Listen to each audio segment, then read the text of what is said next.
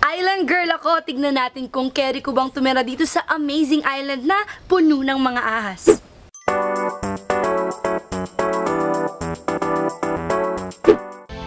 At ito ang isang bagong deadly destination, isla sa Masbate, na pinapasyalan ng mga Ang bata-bata ni Kuya Dong dito. Pinapumugaran pala ng isa sa pinakamakamandag na uri ng ahas sa buong mundo. Ha? Wala guys, hinawakan nila guys. Saan to? Wala. Wala, ayaw ko ito. Huh? Walo-walo.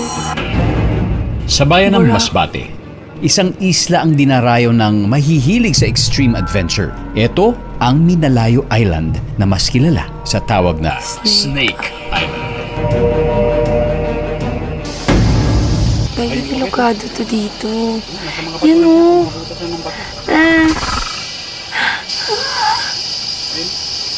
Bakit ito pinanta?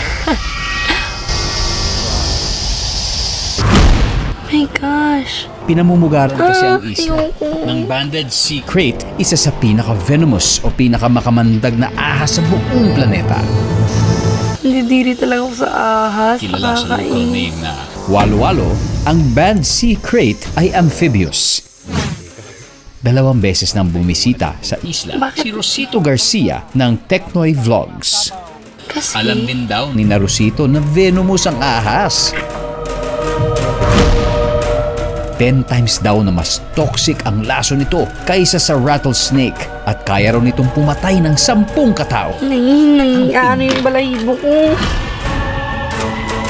Pero ang kamandag na walo-walo hinawakan pa ng lalaking ito. Gaganti kaya ang nabulang Delikado ahas? to. Abangan. Ay, malaki to. Malaki to ano? Malaki walo-walo to. Ayun. Ano ba trip nila? Ang Minalayo Island sa Masbate Ganda. na dinayo ng grupo ng vlogger na si Rosito Garcia. Kahit alam na venomous, pinaglaruan ng isa nilang kasamahan ang isang banded sea crate Kakainin to. walo-walo. Parang tanga oh. Mayroon din, makamandag din ano? Grabe, nakakatakot.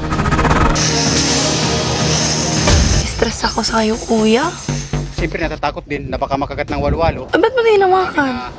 Ang walo-walo ay makamandag na ahas. Maraming din po ang mga namatay na nakagat ng walo-walo. Bait naman po ang mga walo-walo. Huwag lang po siyang saktan. Lalo na pa doon po siya nakatira sa mga butas ng bato. Pagka naapagan po siya, siyempre masasaktan yun. Makagat po yun. Maswerte pa rin si Rosito dahil hindi Hindi agresibo ang sila walo-walo. kailangan. Pero next time, sana wag na lang natin silang gambalain. At dapat itong pangalagaan at irespeto.